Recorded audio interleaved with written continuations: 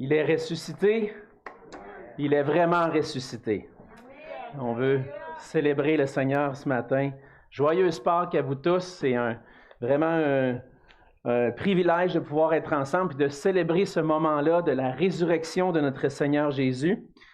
Et puis, ce matin, j'aimerais simplement souligner que notre célébration a commencé, en fait, vendredi. Et puis, on a eu une belle soirée vendredi soir à se rappeler de ce que le Seigneur Jésus a fait pour nous à la croix. Et en fait, hier, les enfants ont eu une petite fête.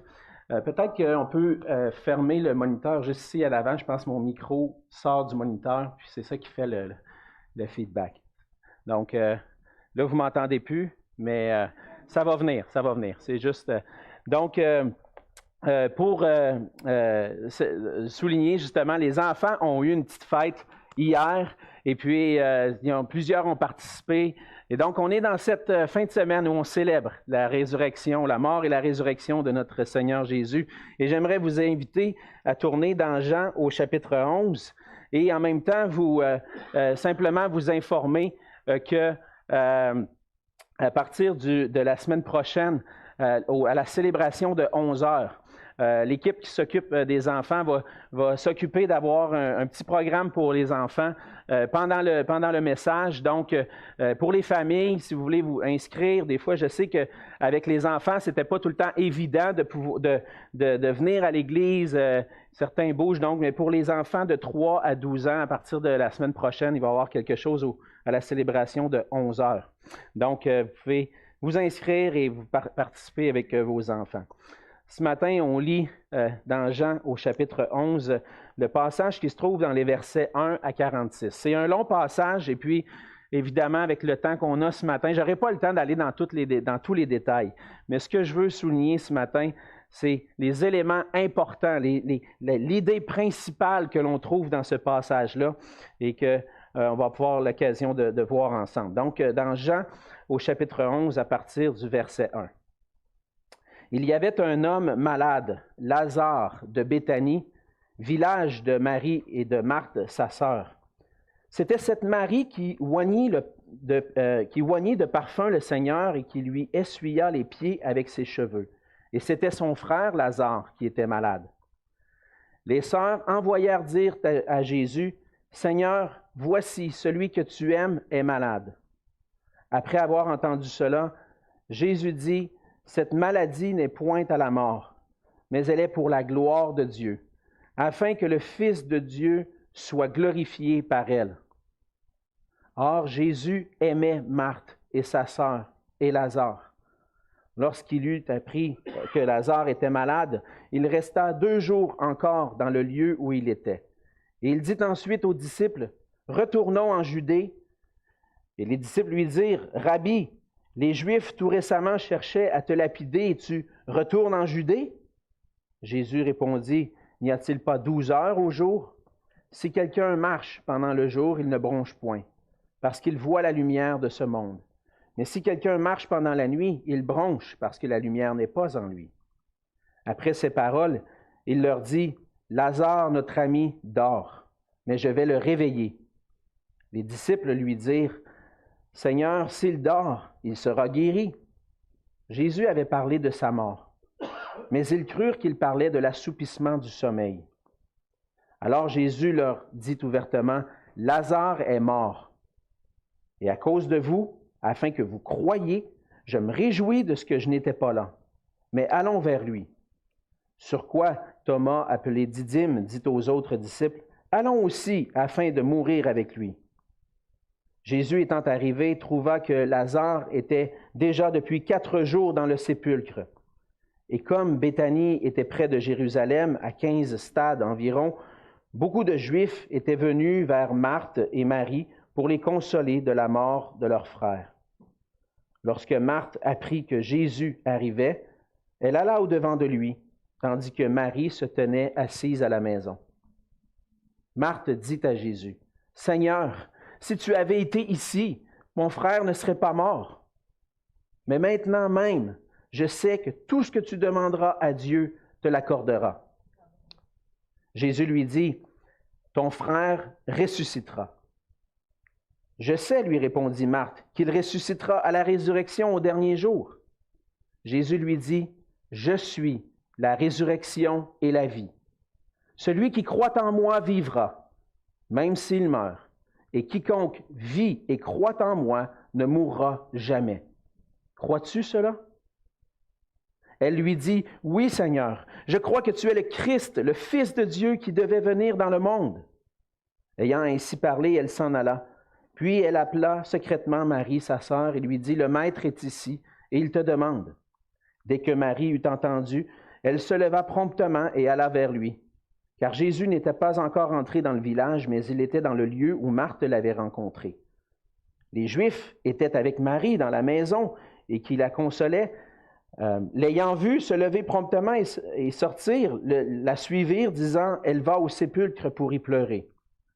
Lorsque Marie fut arrivée là où était Jésus et qu'elle le vit, elle tomba à ses pieds et lui dit, Seigneur, si tu avais été ici, mon frère ne serait pas mort.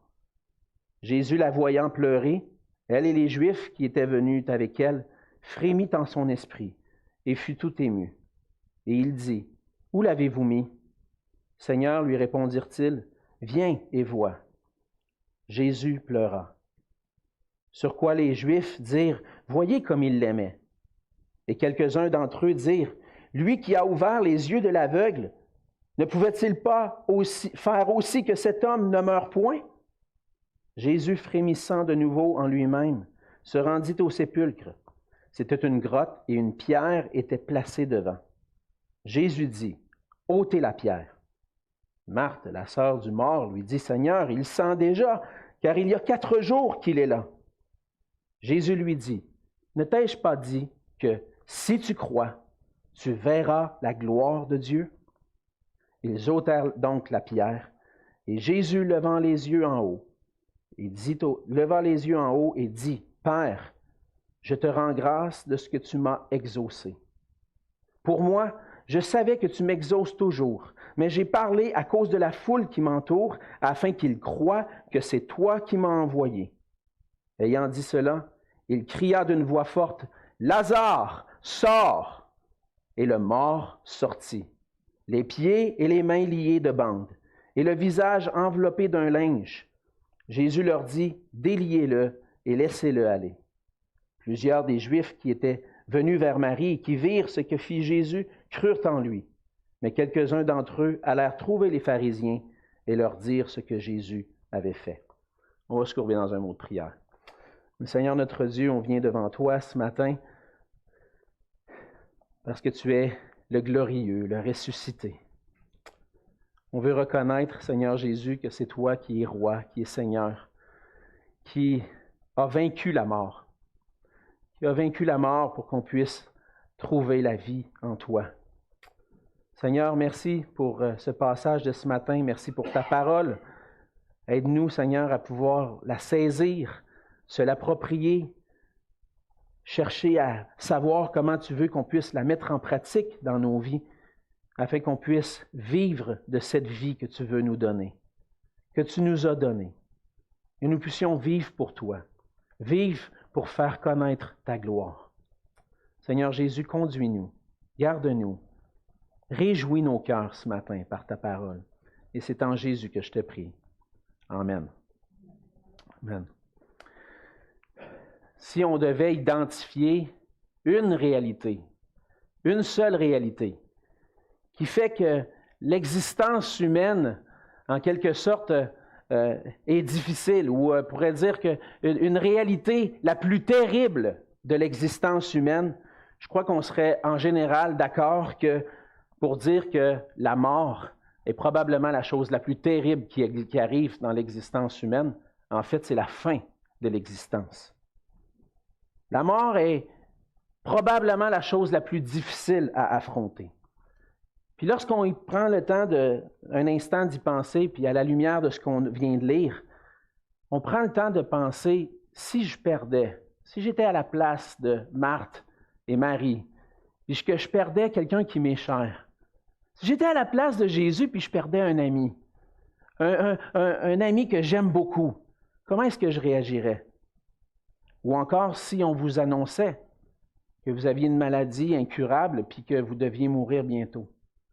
Comment vous réagiriez à ça? En général, l'être humain, la plupart du temps, voit la mort comme une épreuve difficile à affronter. Notre propre mort ou celle d'un proche, la mort est quelque chose de difficile à affronter. Et on cherche à tout prix, d'une manière ou d'une autre, à se sauver de ce moment où la fin de notre vie ou la fin de la vie d'un proche va arriver. On veut éviter ça. Et puis, je pense que la pandémie nous a appris beaucoup de choses. Puis, peu importe le système médical qu'on a, le système de santé qu'on a, on cherche à préserver la vie des gens. Parce que ce que l'être humain veut, c'est vivre. On a été créé pour vivre.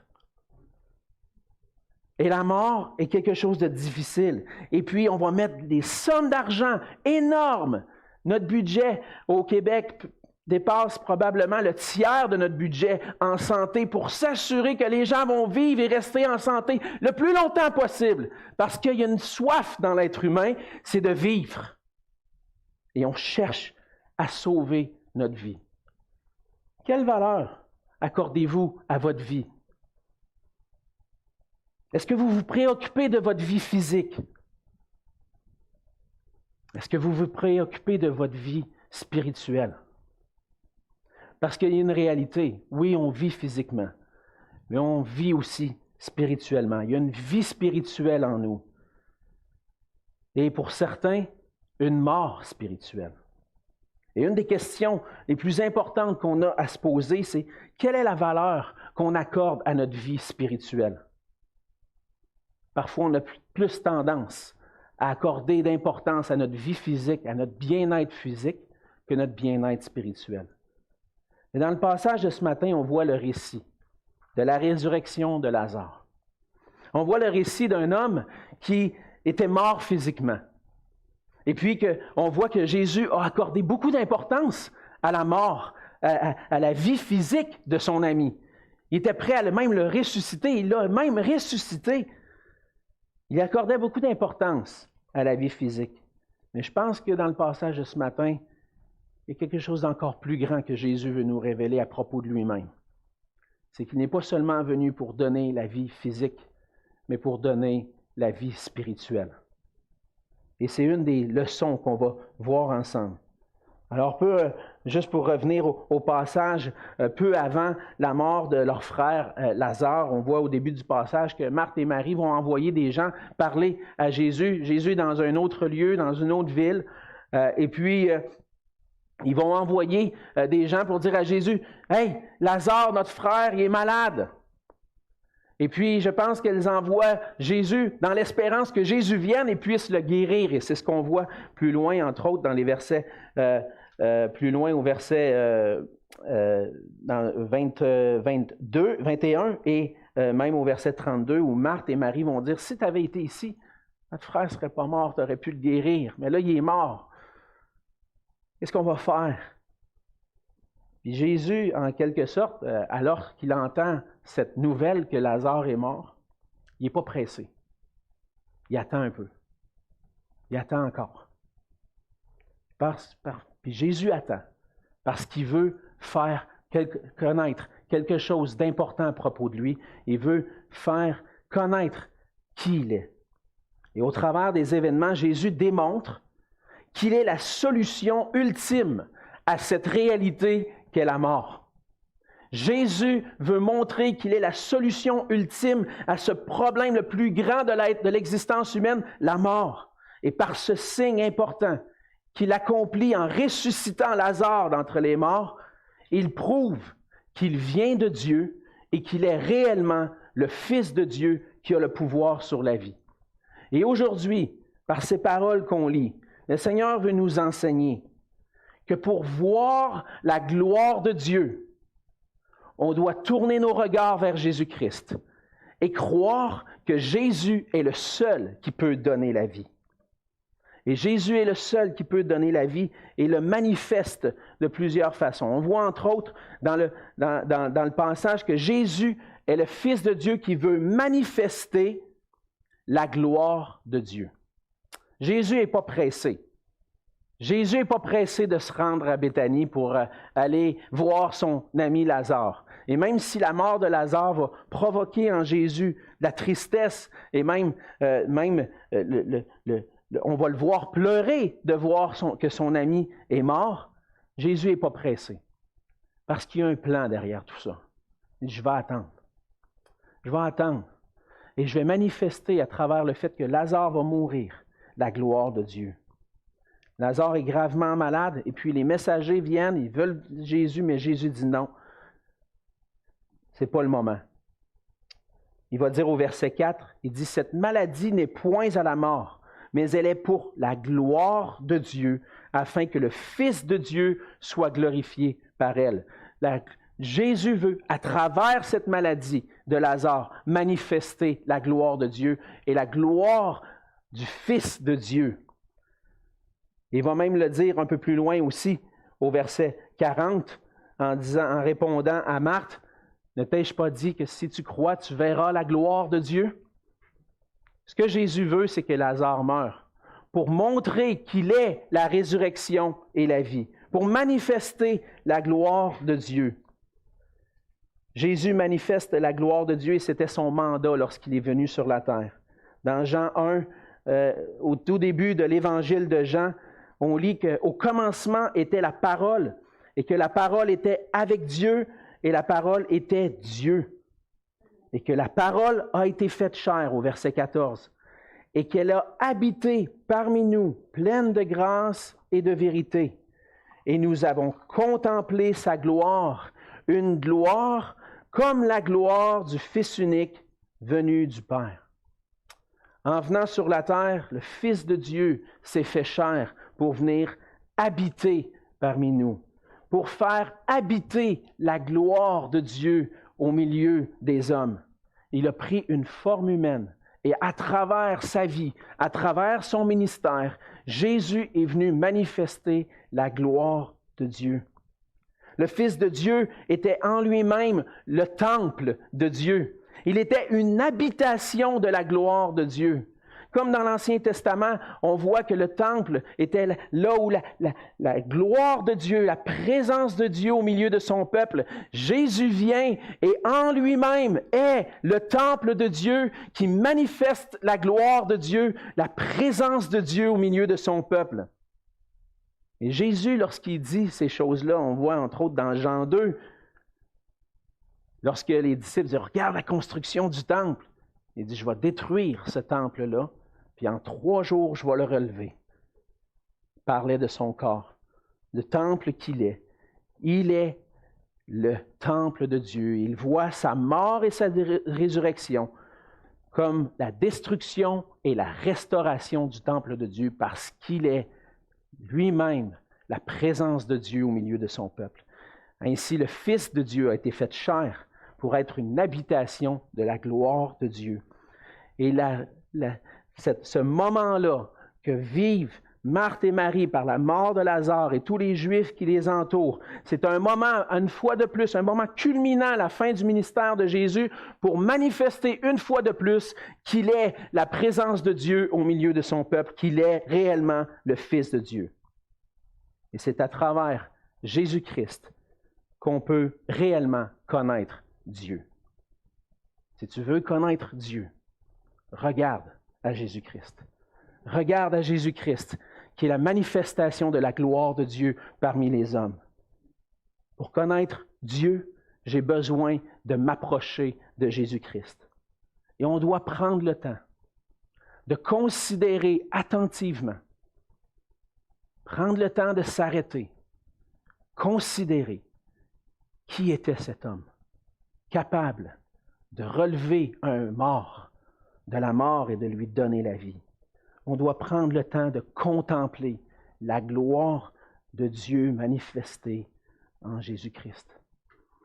On vient juste de chanter « Glorieux, mes yeux ont vu la gloire du Dieu puissant. » Parce que nous avons vu Jésus-Christ ressuscité, Nous, comme chrétiens qui avons placé notre foi en Jésus-Christ, on a regardé à Jésus et on a dit, oui, c'est lui, le Fils de Dieu, c'est lui mon Sauveur. Et lorsque je le vois qui ressuscite d'entre les morts, je vois sa gloire.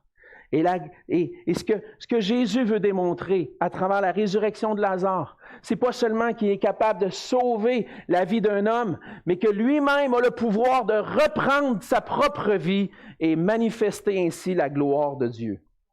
On voit à travers toutes les Écritures qui est réellement, tous les évangiles, et entre autres dans l'évangile de Jean, qui est réellement Jésus. Et la gloire de Dieu se manifeste à travers Jésus-Christ parce que Jésus, deuxièmement, Jésus est le Fils de Dieu qui a le pouvoir de redonner la vie. Jésus est le « Je suis ». Et s'il y a deux versets centraux dans le passage, au milieu du passage qu'on a lu, les versets 25 et 26. Ça devrait être des versets qui sont soulignés soit dans votre appareil électronique, soit dans votre Bible. S'il y a quelque chose qui devrait être souligné, c'est ces deux versets-là. Et entre autres, deux mots au verset 25. Je suis. Je suis.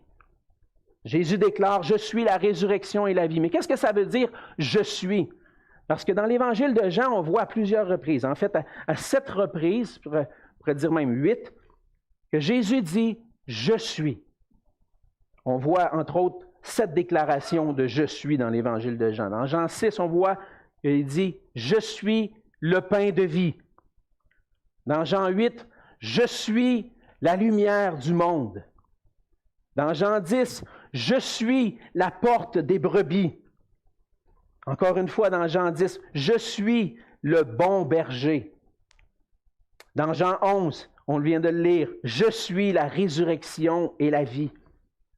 Dans Jean 14, il va répéter un peu la même idée, « Je suis le chemin, la vérité et la vie ».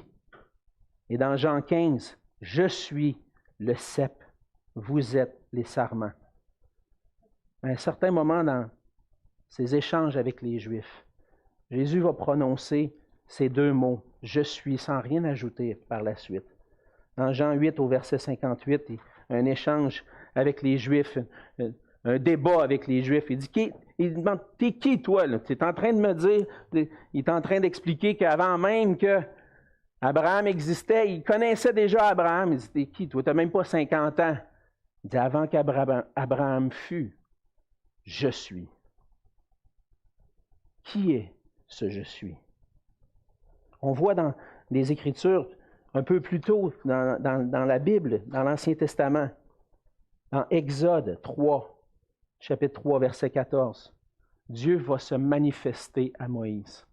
Dieu va déclarer quel est son nom à Moïse.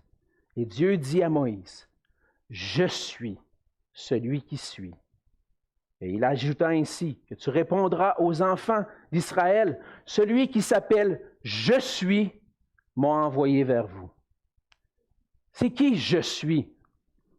Dans l'Ancien Testament, ce mot-là, on trouve dans l'hébreu, c'est « Yahvé ». Ça veut dire, Yahvé, c'est une forme du verbe être, qui veut dire « Je suis », celui qui est, le vivant. Celui qui existe, dont l'existence n'a pas de début et l'existence n'a pas de fin. Je suis. Une des plus grandes qualités, un des plus grands attributs de Dieu, c'est son éternité.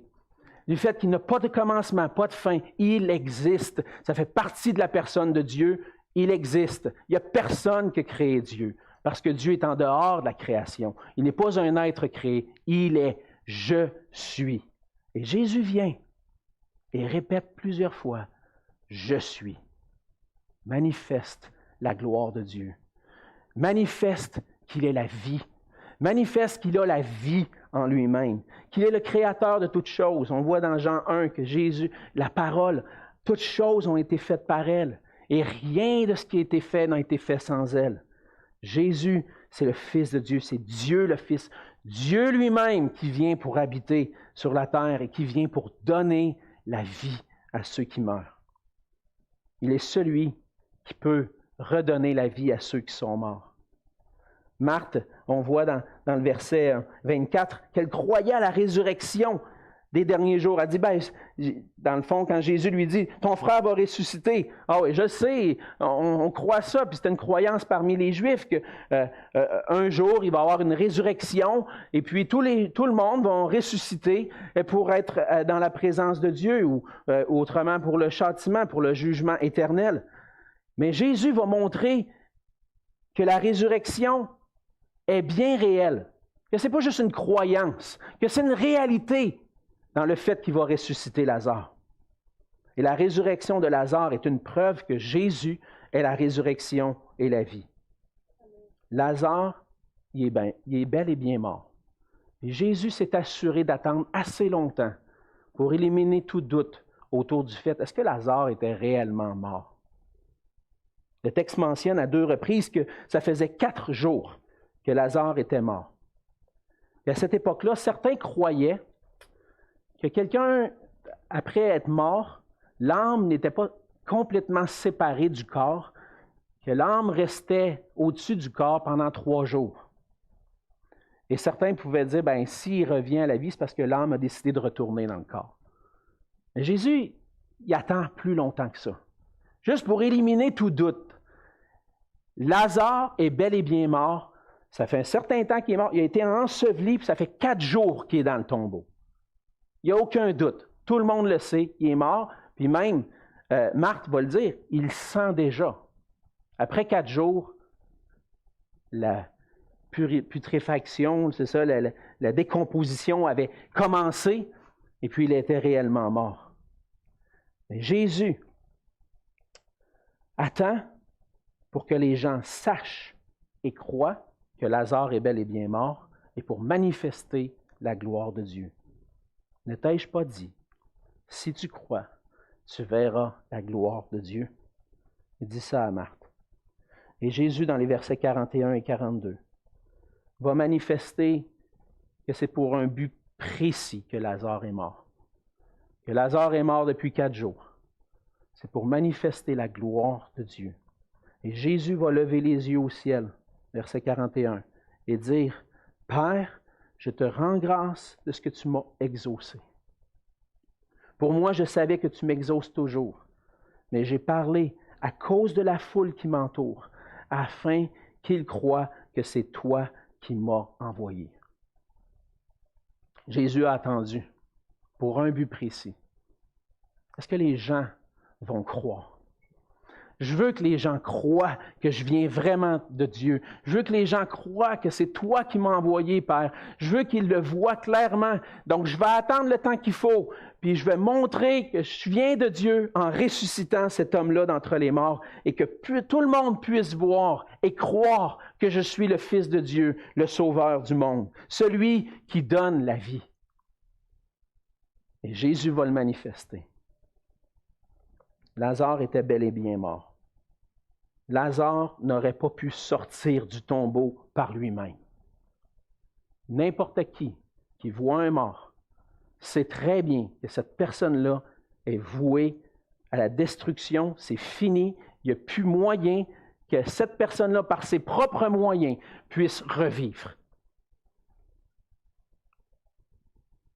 On a vécu dans notre famille un petit deuil. On avait un canari, un petit oiseau, il est mort là, la semaine passée. Hein? Je pense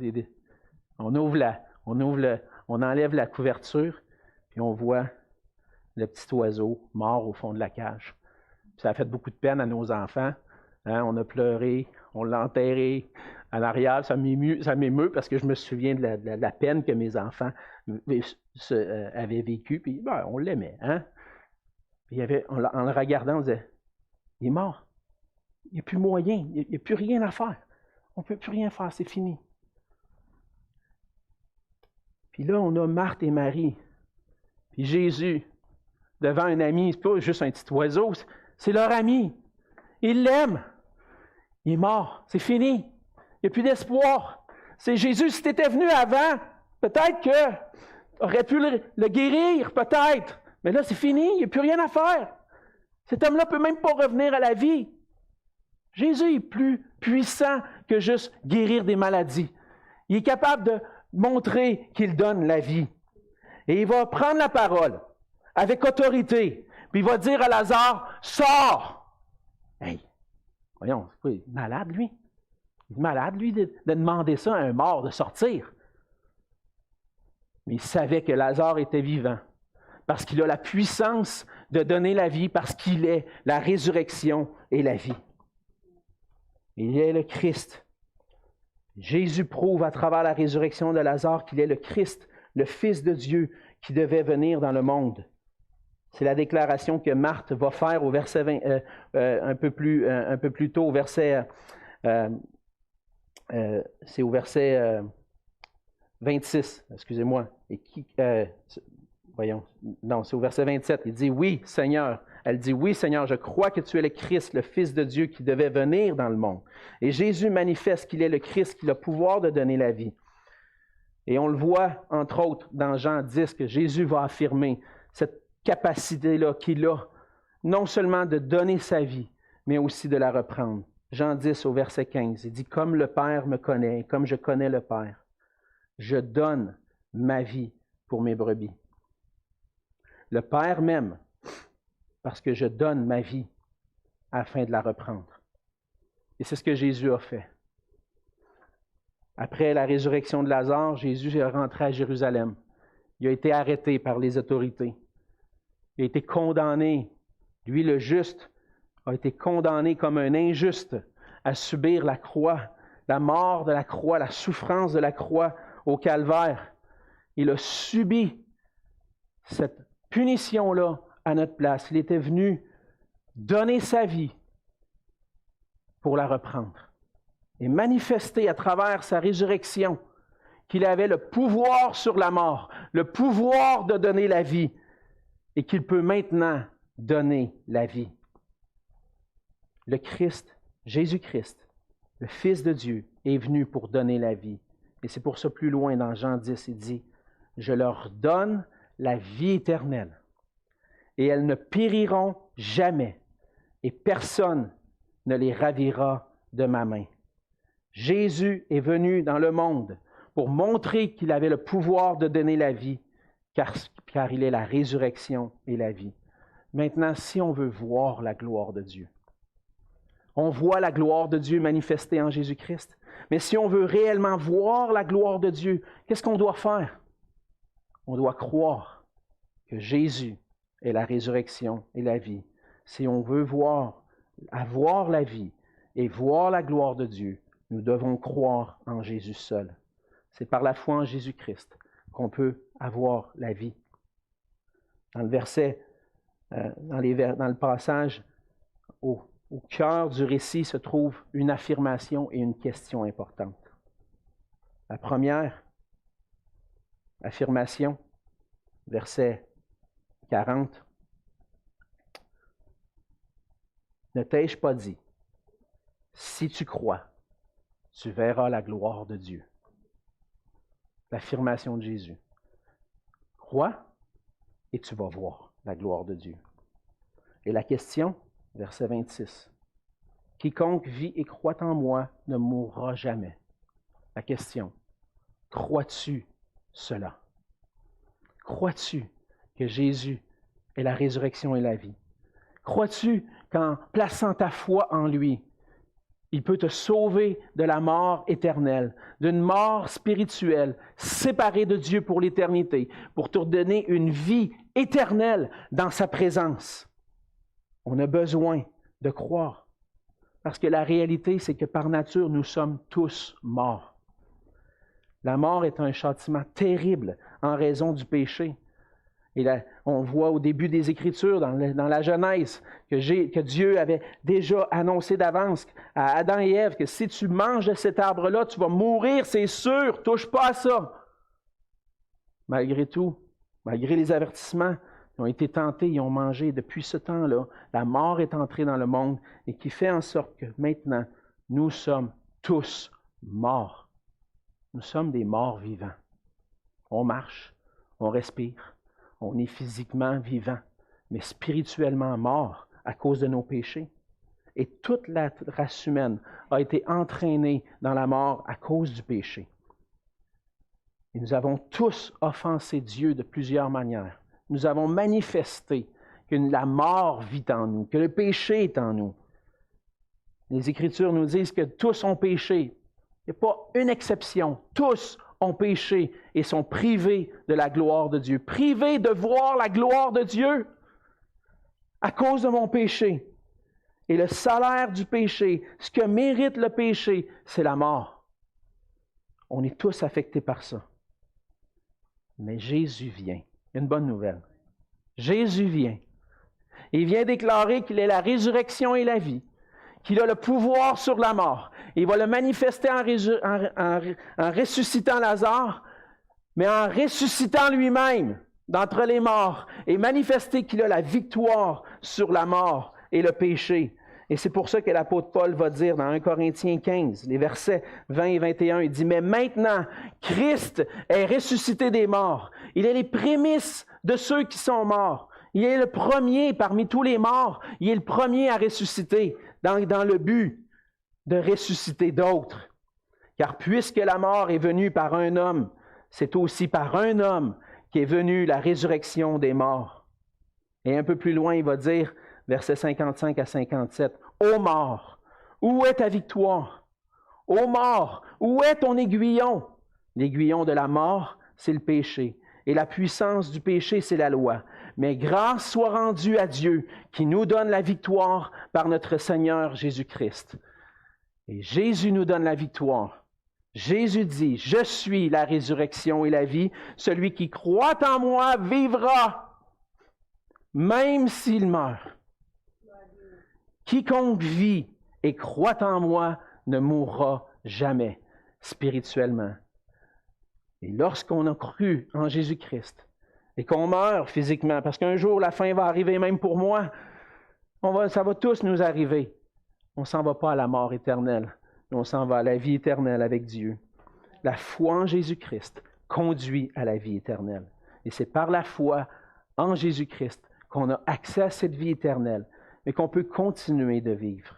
Et je veux prendre un temps aussi pour parler à mes frères et sœurs qui ont déjà placé leur foi en Jésus-Christ, puis qui ils disent « Ouais, mais des fois, j'ai comme l'impression que je suis mort. » C'est comme on voit dans les psaumes, parfois même le psalmiste qui est en relation avec Dieu, psaume 42, il voit que son âme est abattue. « Pourquoi t'as abattu mon âme? Pourquoi gémis-tu au-dedans de moi? » Et même Jérémie, dans les Lamentations, va dire « Je pense à ma détresse, je pense à ma misère, à l'absinthe, au poison.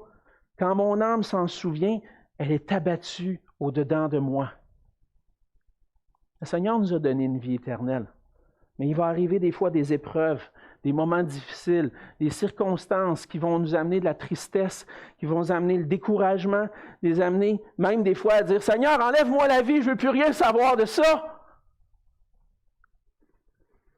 Qu'est-ce qu'on fait dans ce temps-là? C'est quoi la solution? Parce que notre âme est abattue. Lorsqu'on est dans la désolation, on a besoin d'aller à Jésus. Parce qu'il est la résurrection et la vie, continuellement, même pour nous qui avons cru. Dans le psaume 119, on voit un exemple d'un homme qui est abattu, qui crie à Dieu. Il dit dans le psaume 119, verset 25, il dit « Mon âme est attachée à la poussière.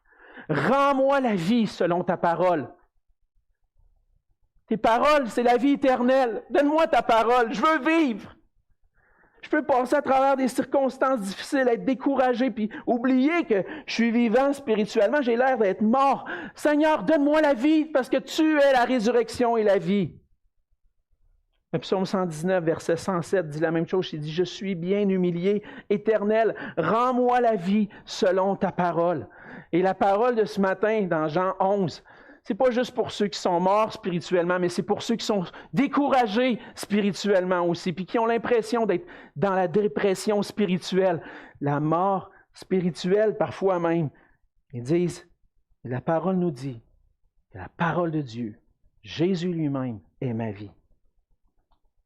En elle était la vie, et la vie était la lumière des hommes. Et on doit courir vers Jésus. Lorsqu'on vit ce découragement, courir vers Jésus et recevoir la vie, qui puisse nous rendre la vie par sa parole. Et donc, à travers ce passage ce matin, on voit que Jésus peut donner la vie, bien une vie qui est éternelle, une vie spirituelle qui continue. Et si je veux voir la gloire de Dieu, si je veux voir ce qui va satisfaire réellement mon âme, puis faire que mon âme va être épanouie, si je veux voir cette gloire-là, j'ai besoin de croire que Jésus est la vie, le seul qui peut donner la vie. Il l'a prouvé en manifestant la gloire de Dieu. Il l'a montré en manifestant qu'il est la résurrection et la vie. Maintenant, on a besoin de croire, d'aller à lui. Si tu n'as pas eu l'occasion de faire ce pas de foi, Jésus t'appelle, dit, crois-tu cela? Crois en moi, puis tu vas voir la gloire de Dieu.